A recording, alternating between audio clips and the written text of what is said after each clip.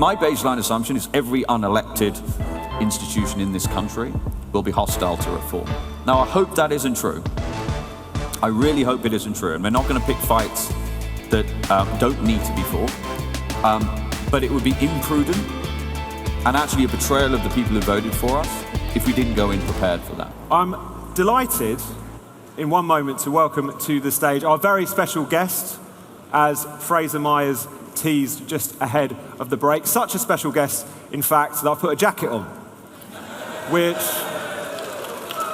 anyone who knows me, that's not a particularly common occurrence. We're going to speak for about 45 minutes, both up here on the panel, but also to go out to your questions, to one of the leading lights, I think, not just of Reform UK, but of the British right at the moment, someone who leapt into politics just a couple of years ago and has very quickly emerged as one of the most effective, one of the bolshiest, and one of the most interesting voices and politicians on the right of centre of British politics at the moment. He is Reform UK's Home Affairs spokesman, or as he likes to identify, the Shadow Home Secretary. Please join me in welcoming Zia Yusuf.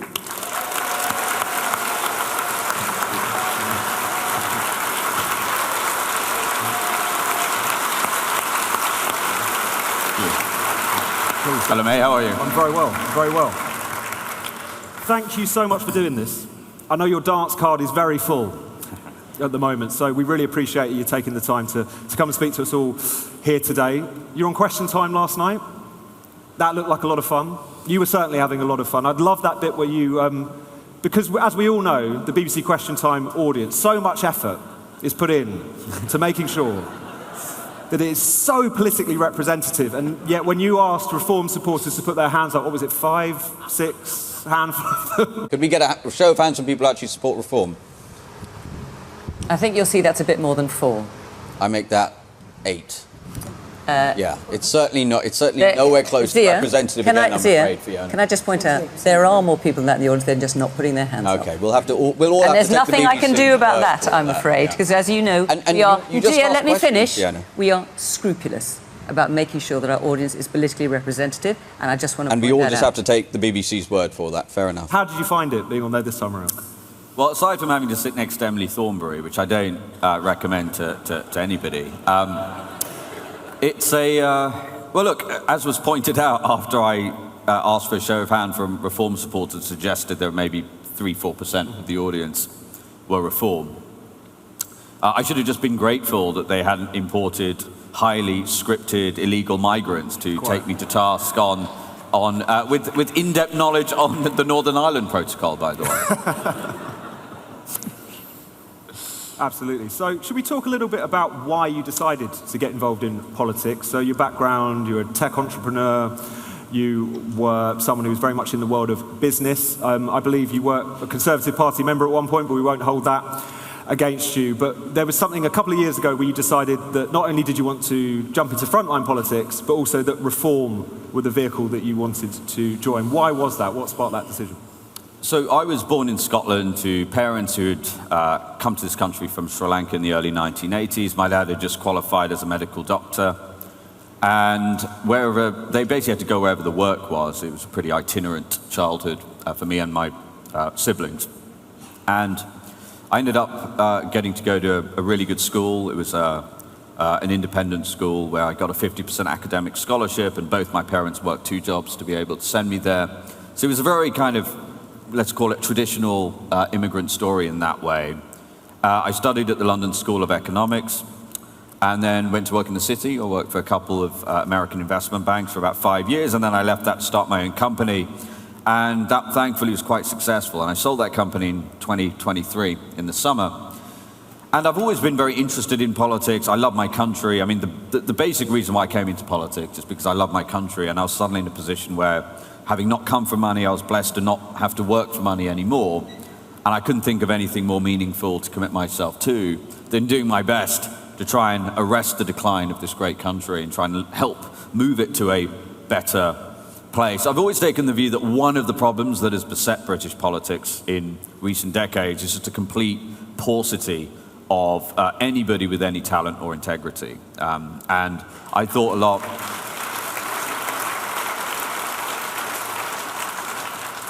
I spent a lot of time thinking about why it is that, British cabinet after British cabinet in this country, not only were they not the brightest and best, it was literally the opposite, right? We had the stupidest, least qualified, lowest integrity people making the most important decisions. And that's not just a Labour thing. I know you're thinking of Ed Miliband when I say those words, but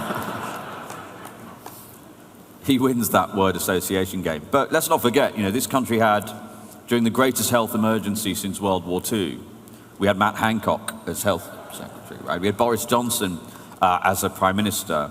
While the Americans have Scott Bessent as their Treasury Secretary, a man with an impeccable track record of running tens of billions of dollars very successfully, he was sat on stage with Rachel Reeves, whose only real qualification was being a middle manager in the complaints department at Halifax, which may well turn out to be good training for her now.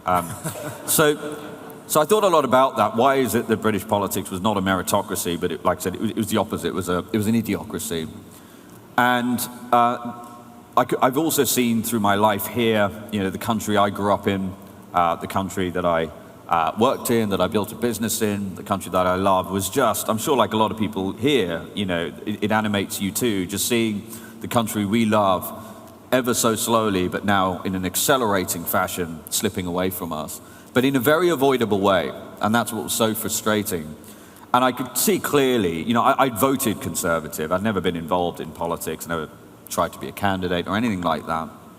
I was busy running my company. But I could see, in the same way I built quite a successful startup, I could see the two old parties were never going to be a vehicle to do any of this. Not least because one of the reasons you have morons in the cabinet all the time and unqualified people is because in order to become prime minister, you have to become leader of the Labour Party or the Conservative Party. This was always true, historically. And in order to do that, you had to buy off your senior MPs with the highest officers of the land. You didn't really have any alternative. And that was just the double bind that everyone was stuck in. So I knew it had to be something fresh, something new. I've always been a huge admirer of Nigel's. I've known him for a long time. And when he said, I remember being very, frankly, despondent when he said he wasn't coming back. I don't know if you all remember that. He said, I'm not coming back. And then, so many people reached out to him, stopped him in the street, and said, look, we need you. We need you to do this. Really, you are our last hope for us and for our children. And thankfully, he changed his mind. And when he said he was going to come back, remember, Reform didn't have any MPs. I mean, there's certainly no evidence that Reform could be an entity leading in the national polls within 18 months. But that's when I thought, look, I think there's a window of opportunity here. I think if I were to apply myself, try and put my hand on the tiller in whatever way I could, that might move the needle in some way. And I also knew if I did the alternative of just starting a new company, probably emigrating to America or something, I'd never forgive myself if the country ended up going to the dogs. And so I did it. I applied myself to this, and so far it's gone even better than I could have hoped or expected.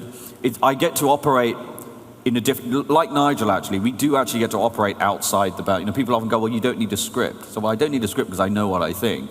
I say things that I believe. I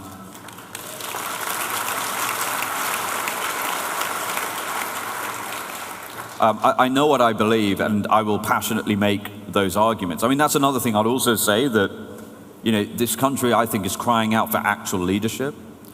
Meaning people who are willing to make arguments, people willing to articulate to people if there are, we hear a lot about difficult choices needing to be made, but invariably those difficult choices are like, £15 billion in universal credit payments to foreign nationals, or the difficult choice to be made to do 12 billion of foreign aid every year. Those are not difficult choices. Those are very easy choices to turn those things off. But I think we do need to have real leadership. We need to have a vision for the country. And I think if you do that, and we start to ameliorate and reverse some of the atrocious decision making. I mean, just in the last 24 hours, we're reading about the new genius idea. After election after election, where the British people voted for less immigration, and after a Sudanese man allegedly tried to behead a man in Belfast, we've now been told, according to the Times, that we're going to have a new program to bring over 10,000 refugees here from countries like Sudan and Eritrea. And so it just makes you, it sort of beggars belief. So that's what we set out to do. And, as I said, I think given the sheer scale of the betrayal from the so-called Conservative Party and from Labour, There has been huge appetite for what we do. It isn't easy. I mean, we've had 2 sets of local elections where we completely smashed that uni-party duopoly. That hasn't happened in 100 years.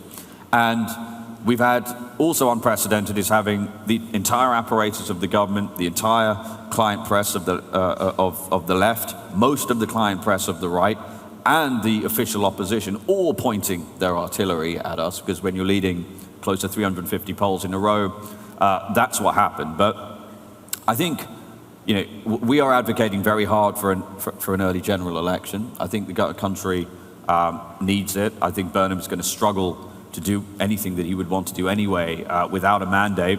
And I still believe that there is a very good chance that we'll get a reform majority. And maybe we'll get into this, but one of the reasons I'm so passionate about that is, again, I'm not here for... Many people in politics are optimizing for a really long career in politics, not least because that's all they've ever known. Most of them, frankly, will be unemployable outside of politics, right? I'm not optimizing for that. I'm optimizing for trying to turn the country around, right? And sure, I'm not saying all my ideas are perfect, maybe some of them aren't, but I'll die on that hill. And my view is if we don't get a reform majority and we end up having to do deals with the very people who broke the country, and all of these vehicles that are attached to that, we'll have no one but ourselves to blame for when we get basically the exact same result. And on the point about the electoral challenge to reform at this point, if you read the newspapers, people will say reform have hit a high watermark in the low 30s in the polls and have since drifted back. Kemi Badenoch is storming back to public prominence. There's going to be a Burnham bounce, which is going to save the Labour Party. What do you make of those claims that reform's momentum has stalled in light of all of that? Well, the first thing to say is that, remember, Nigel Farage's parties peak at 14%, right? That's what all the talking heads said. And then they peak at 20, and then they peak at 25, and they peak at 30. Look, there's a few separate points. If we would have maintained the momentum and the trajectory in the national polls that we had in the first 18 months, we would be at 100% before the next general election, right? So the first thing to say is that nothing goes up in a straight line. The second thing to say is that for a start-up party to come from basically no MPs to winning a majority, a parliamentary majority in the United Kingdom, in one fell swoop, will be, I think, an unmatched electoral achievement in the history. I mean, right up there, right? I don't think, you know, if you look at democracies around the world, I don't think there's anything to compare. You know, obviously you had the Canadian story, but that took a lot longer. And so it was never going to be a smooth sailing, easy ride. I would say the people at the top of the party are not just resilient, but I like to say, use a nerdy mathematical word, but anti-fragile, meaning, you know, generally when there's been setbacks, we've ended up coming back stronger. And that's a really important message. I think that's what Britain is. I think we've bounced back from much darker moments, even than the one that we face now. So my view is that we've got to continue to make our arguments. We've got to make sure that we stand true to the things that we believe in. We're going to keep hearing from, as I said, the Tory client press keep talking about needing to do a deal. Why? Because what they want to do is do that deal and then just consume reform, and then the adults are back in the room, and then we have another 12 million people arrive in 14 years. We've got to focus on, as I said, standing up for the British people, making the right arguments, making sure we've got the right policy platform, and then just as importantly, of course, being actually ready to govern, and we can talk more about that. You know, we're going to be the most prepared incoming. If we win the general election, we'll be the most prepared incoming government, measurable by, for example, we'll have thousands of pages of primary legislation ready to go. That first year, and I think it's actually really crucial, because we are blessed with a sovereign parliament. Not everybody, very few people actually, certainly in the media, seem to understand this concept or believe it can be used in any meaningful way. But if you have that alignment, if you have a prime minister who truly believes in these things and is willing to expend personal capital on it, and you have a working majority of MPs who will vote that stuff through, then actually the prime minister is the most empowered of any of the G7 countries in terms of what they can do very, very quickly.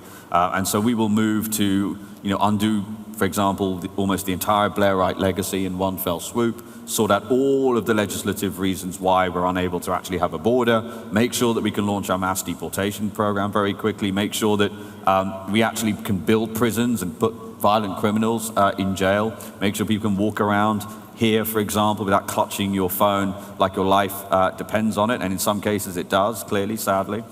So if we want to have a country in which we can be proud to live in and be excited for our children and their children to live in, a huge amount will rest on us passing. I think we'll pass more legislation in that first year than any British government in history.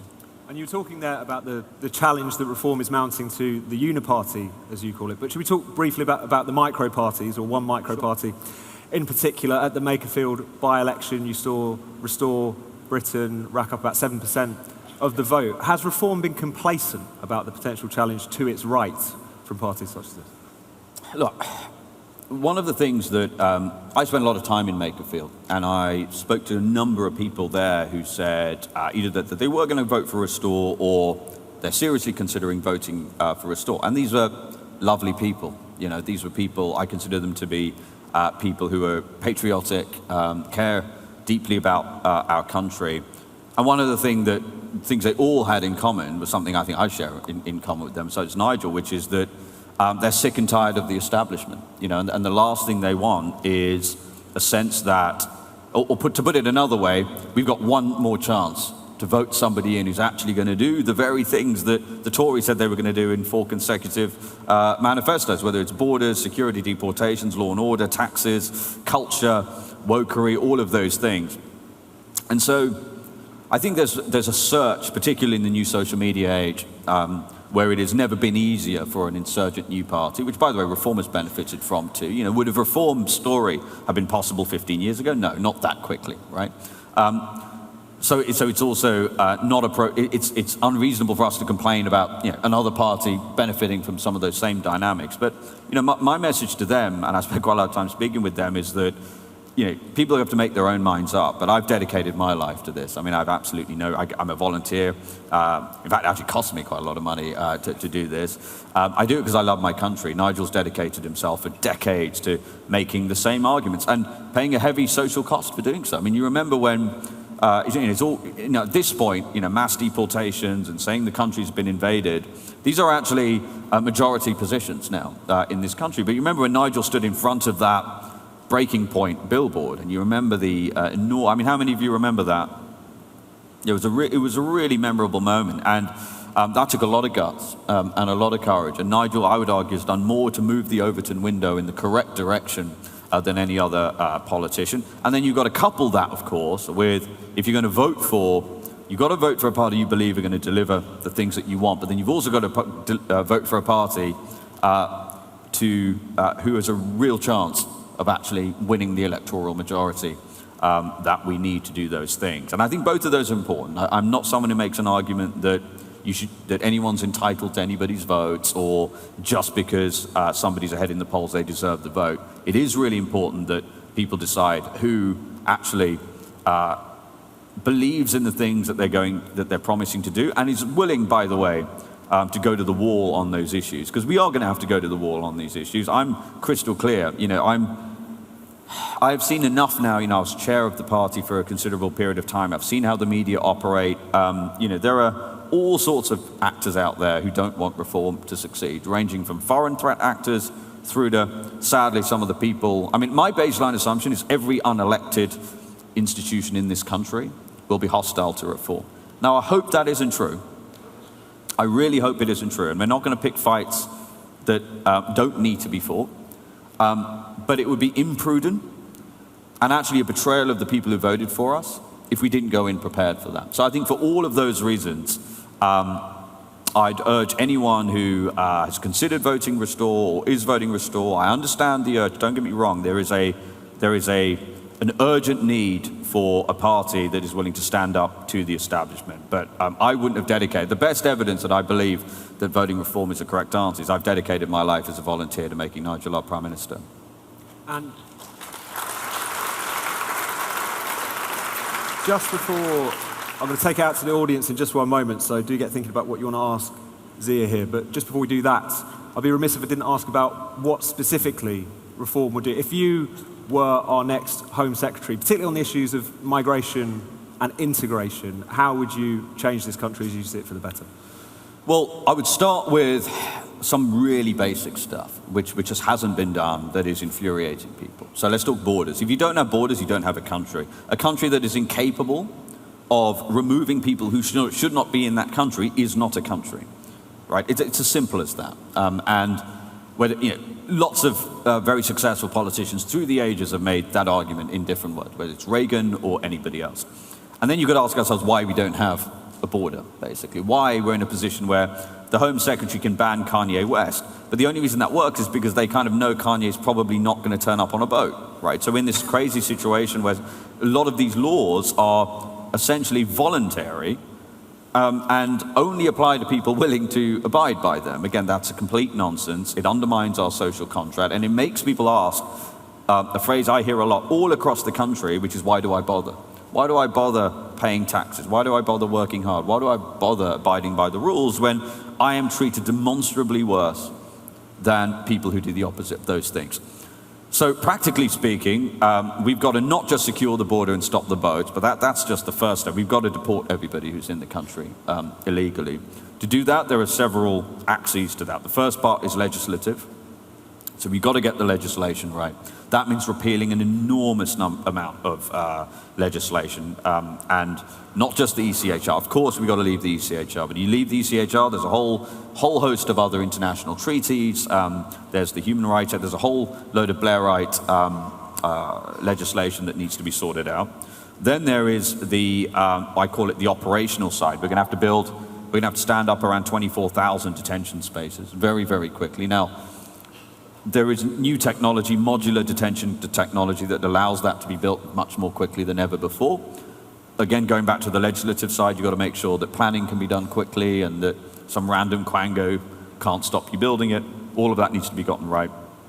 You've also got to, we're going to create a new agency, Deportation Command, with the sole remit, the sole mission of identifying, detaining, and deporting illegal migrants. We're going to have to do return agreements with host countries, and probably some deals with third countries as well. So we've got to do all of those things. We're going to have to do them really in the blink of an eye in the grand scheme of things, and solve a lot of problems that no previous government in recent times has been able to do. Again, the key to that, everything I just described can absolutely be done. None of what I described is that difficult from a intellectual, operational basis. There's some difficulty, but it's not that difficult. What is really, really difficult to do is actually get the political will to do it, and that's why I go back to that alignment. We need a prime minister who believes it in their bones and is willing to expend political capital on it, and we need a majority of Reform MPs who will vote that stuff through. So that's on the immigration side. Then you can talk about law and order.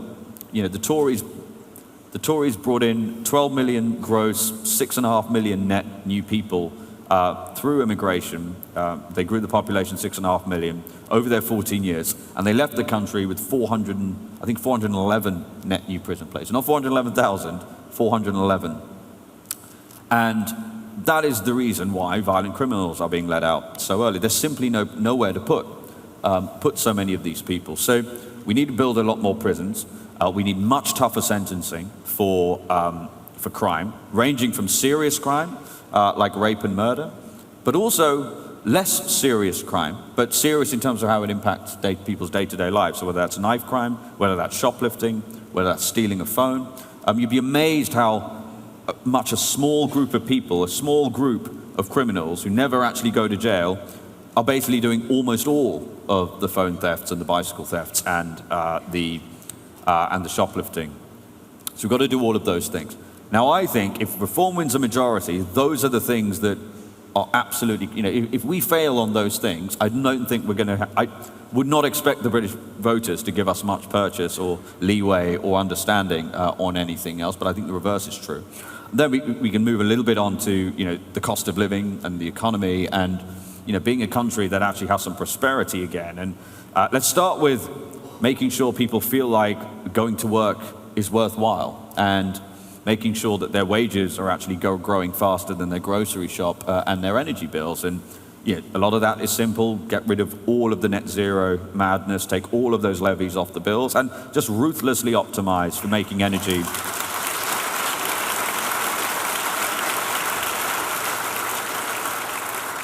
Ruthlessly optimize for making energy as cheap and abundant in this country as possible, full stop. And in terms of cost of living, look, we've got to get people's wages growing again. And yes, that does mean we've got to make this place a country that entrepreneurs want to start businesses in, that multinationals want to expand in, and make sure that we've created an environment where people get to keep more of the money that they earn. So now I think those things are going to take more than a year to get done. I think a lot of the things I'm describing, and I'm not saying we can deport every illegal migrant in the first year, it's not possible. I do think we can get to a meaningful scale of deportations within our first year, and I think the boats will be stopped in our first year as well. Absolutely. At this point, I want to take it out to the audience for your questions and comments. Try to keep them brief, not because I don't want to hear from you. I do, but it's a very short session. We want to get in as many as possible. Where are my microphones? Here and there. Do you want to take this one to this gentleman here? And who wants to speak on this side? Show your hands again and give it to that. But yes, you first. What will you do to stem the rise in Islamism, which I think is a big threat to the country? Will you be retrospective in immigration? So, for example, all the Albanians who are here, probably from a sort of safe country. I reckon there's probably 2 or 3 million illegals here that we just don't know about, who have just crept into society. Yeah. So, will you? What is your aim as far as a number? And as a reform supporter, my worry is that you're going to crash and burn, and to have people like Nadim Zahawi and Nadine Dorris in reform is a big off-put for me. Yeah. Nadine Dorris is a big supporter of Boris, who created all this immigration in the first place. Thank you very much. Let's go now over there. Let's also see some hands over. Who wants to speak here? Do you want to bring that down to the front while this gentleman does his? Go ahead. Just keep talking, they'll turn you up. Okay. There we go. What are you going to do about the judiciary and the Supreme Court? Thank you very much. Nice and brief, that's what we like. Yep, just a... So as a reform candidate, Zia, we'd spent, David Axe is the name, we spent the first session talking about the woke capture of Britain's institutions and the barrier that's going to present. And I've no doubt on the political will point that you're making. That's what, if I was lucky enough to be elected, I would certainly want to have that programme implemented. But we are going to face opposition from within the concerted opposition from within the civil service. I'd be interested to hear about how we would, set about tackling that. Yeah, I was going to take 2 more very quickly. Do you want to bring that microphone just down to the front? And someone's already got it over there, I believe. Hi. There we go. Oh, what will you do about the BBC? At the very least.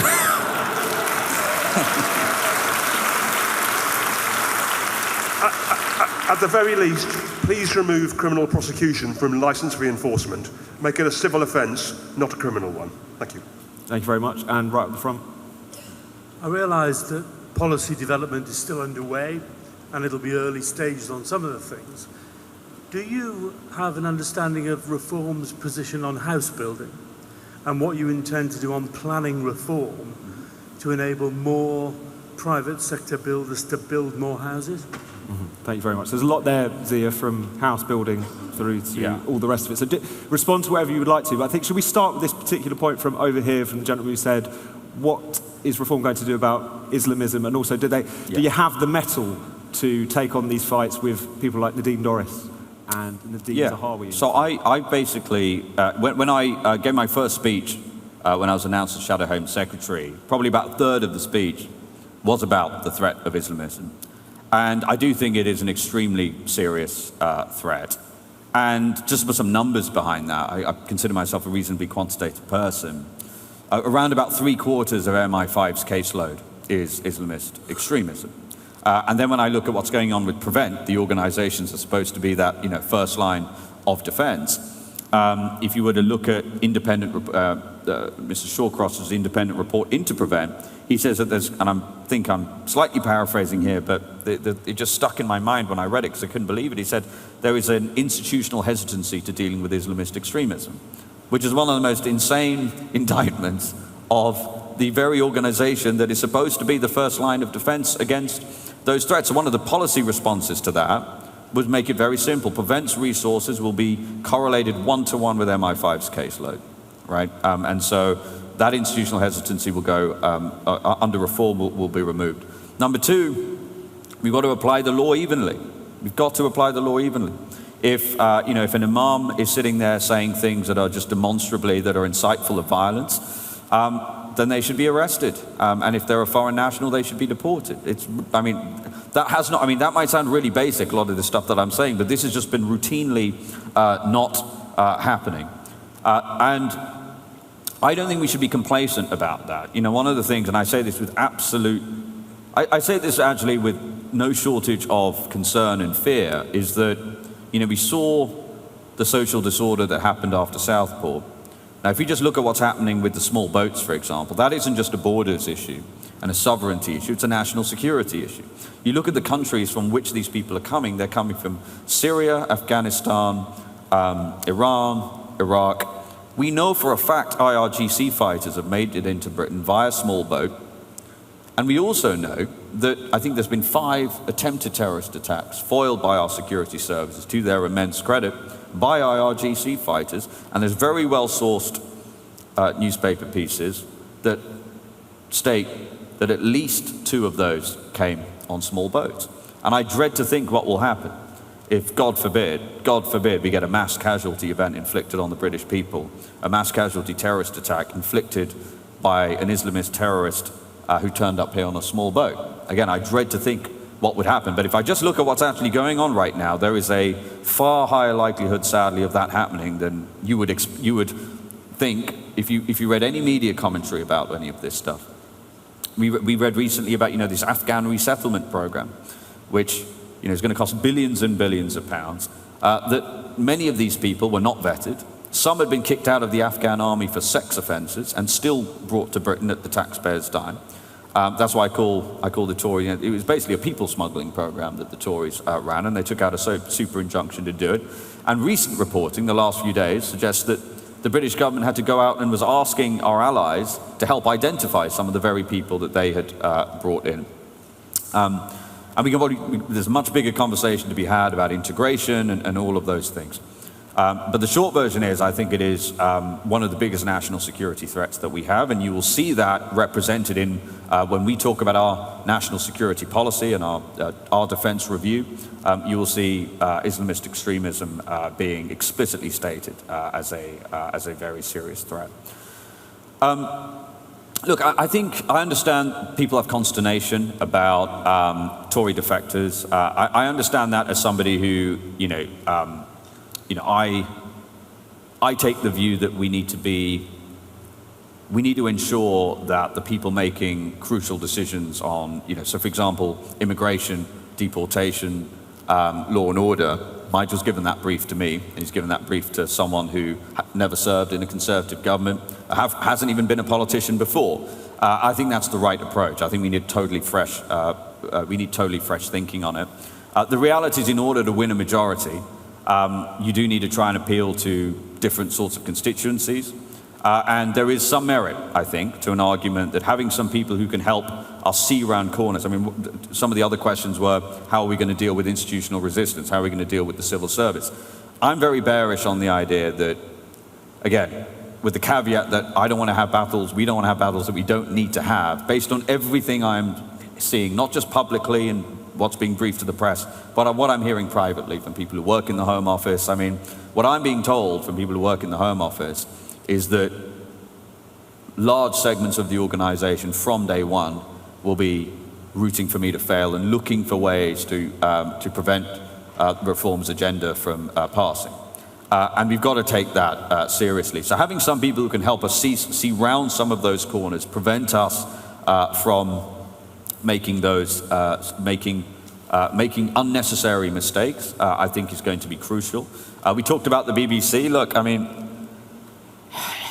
again, I don't say this with any joy because I grew up watching shows like The Office, and the BBC is a very special place in my heart, and it is an incredibly powerful brand for Britain internationally. Sadly, I do think, though, all of the evidence shows that the newsroom and the news output and the political output has been so captured by activism. Not that there aren't some good people within there, and reasonable people, but I'm afraid they are the exception. And so I'm increasingly bearish that the BBC can continue to persist on its current model. I think it's immoral for reform voters. I mean, I'm not sure how many of you saw that last night, but once again, the idea there was this really balanced audience and maybe about 2 or 3% of the audience were Reform. I think it's incredibly unreasonable to expect Reform voters to be compelled to fund this organization that sort of so routinely looks down and sneers at them. And I think we've had quite enough of that. I think one of the other questions was, what was the other one? So I'm trying to think, there was house building, there was also, Yeah, so let's quickly do house building. Now look, I start from the position that we've had a population explosion, and the first step is to fix that problem, okay? So I think the first place I start from is, not only do we need to deport everyone in the country illegally, but, we've also talked about, there was a question about whether we'd be retrospective in what we do. Look, we came out and said the whole indefinite leave to remain program has basically been a scam. And because of the Boris wave, about 4.5 million people came here legally. And again, this is a hill I'll die on. Just because you came to the country legally doesn't mean you get to stay forever. In the same way, if you invite someone over for dinner, they don't get to live in your house and eat your food for the rest of their lives. And that's actually an important point. Look, I went to America. I had a visa to go to America. It was a very specific type of visa. I had to be investing money there, hiring, all of this criteria. I couldn't bring a partner, I couldn't bring my parents, I couldn't bring kids. And by the way, it had to be renewed every 5 years. And if I did not meet the criteria, guess what? I would not have that visa removed. And that's, I think, a perfectly reasonable position for any serious country. And so what we saw with the Boris wave is the vast majority of those people who came in the blink of an eye came in on non-work visas. I think 17% of them came in on work visas. The cost of this, given so many not only don't work but never will, and to the degree they work, they were well below the net contributor threshold, meaning that they're going to be a drag. They're basically a fiscal drag even in their 20s, let alone as they get older. It's going to cost hundreds and hundreds of billions. I mean, we've costed that at around £500 billion, and we've done in-depth fiscal analysis. These are failed state numbers, and so we have to take action on that. So we've said we'd abolish indefinite leave to remain, replace it with a renewable 5-year work visa, which will mean that if you are contributing economically, if you speak English and you don't commit crime, you'll get to stay. If you don't meet those criteria, I'm afraid you won't get to stay. And if we also turn off welfare for foreign nationals, something you can do actually very, very quickly, what you'll see is actually a lot of people will decide to leave of their own accord because they're just going to get a better deal. There's just going to be countries offering them. We'll go from arguably the best deal in the world for a foreign national who doesn't want to work and wants to live on welfare to a really bad deal for those people, right? And so I think those people, a lot will leave of their own accord. But that is a really important question.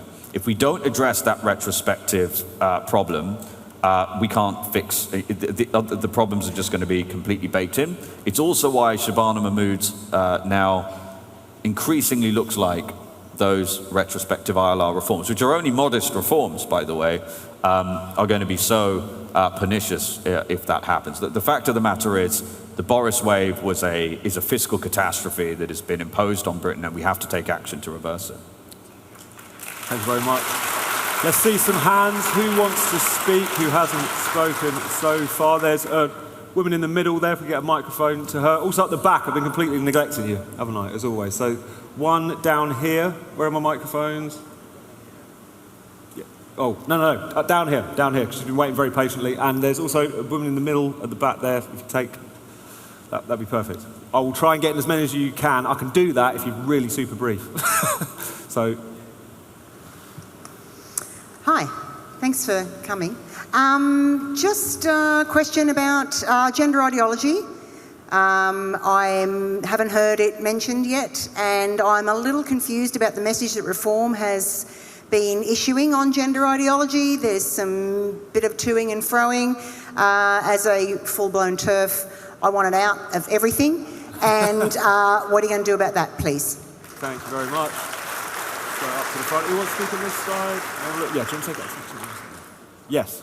I have a question concerning legal migration. For example, lots of people... Could you speak up just a little bit or turn them up on the desk? Lots of people came here legally and even obtained citizenship, and they can vote while not even speaking any English. How would Reform solve this problem with, for example, language without undermining democracy? Thank you very much. over there who's got the microphone. And could you bring that microphone down to the woman in orange, just in the middle there? But yes, go. You mentioned the paucity of talent in politics today. I think we have to face the uncomfortable truth that we used to pay people a lot more. I mean, Thatcher got paid maybe twice as much as in real terms than leaders would today. If you go back further... I'm really sorry. I'm finding it difficult to hear. Sorry. I was saying we used to pay people a lot more. About if you go back 100 years or more, ministers would get paid 5 times as much as they do today in real terms. And considering the lack of talent that you brought up in politics today, would you ever be prepared to seriously increase how much people are paid in order to get a critical mass of talented people into Parliament? Thank you very much. And so, yeah, if you've got the microphone there, and anyone over here who wants to speak, who hasn't, just that gentleman in the middle there in green. Yes, go ahead. Me? Yes. Hello. Would reform consider, if it got into power, actually prosecuting most of the prime ministers we've had as... Most of the prime ministers of the UK. Sorry, I'm sorry, I missed seriously, that. they're traitors. Just so we can hear you said, would you go to government and consider prosecuting most of the prime ministers that we've had? Yeah, yes, okay. Seriously, they're traitors to this country. No, this is a serious comment, and I'm not the only one who thinks that. They are actually traitors. Yeah. A strong point, well made. We're struggling here just a little bit, but I think the gentleman's got it down there, and then I'm going to bring it back, so we're almost out of time, unfortunately. What are you going to do about the education system? Very nice, clean questions. There's a lot there again. Question of gender ideology. Should we prosecute all of the previous prime ministers? Yeah. What about education? What about bringing talent through? You've got 4 minutes left in this session here. Pick up on whatever you want to, and we shall also close. Let's talk about the gender ideology one, because the questions stated that there'd been some toing and froing. I'd be genuinely interested in what you thought was the toing and froing. I mean, our answer to that is unequivocal. A man is a man, a woman is a woman. Nobody is born in the wrong body. Biological men should not be allowed to go into women's space. I mean, all of this basic stuff, right?